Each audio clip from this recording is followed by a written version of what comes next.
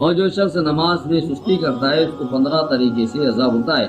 5 طرح دنیا میں، اور 3 طرح سے موت کے وقت، اور 3 طرح قبر میں، اور 3 طرح قبر سے نکلنے کے بعد۔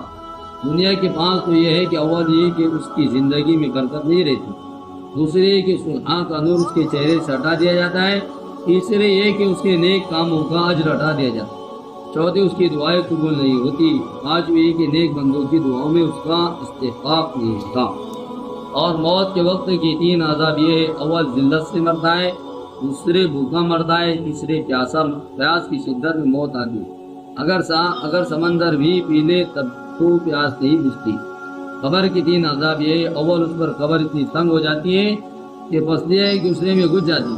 دوسرے قبر میں آگ جلا دی جاتی ہے، تیسرے قبر میں ایک سانپ اس پر ایسی شکل کا مسلط ہوتا ہے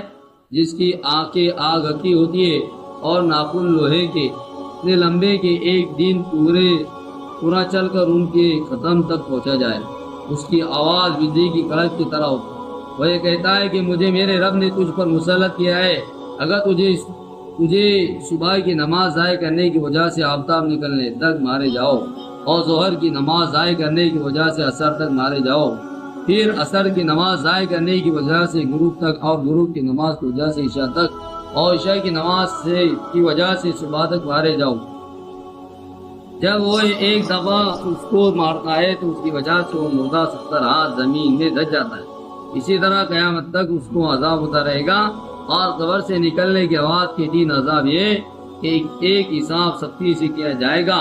دوسرے حق تعالی شانو کا اس پر غصہ ہوگا، تیسرے جہنم میں داخل کر دیا جائے گا۔ ایک المیزان 14 ہوئی، ممکن ہے کہ 15ویں بھول سے رہ گیا ہو،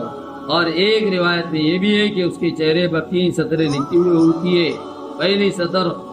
وہ اللہ کے حق کو ضائع کرنے والے، دوسری سطر وہ اللہ کے غصے کے ساتھ مخصوص، تیسرے سطر جیسا کہ تم نے دنیا میں اللہ کے حق کو ضائع کیا، آج تو اللہ کی رحمت سے مایوس ہے۔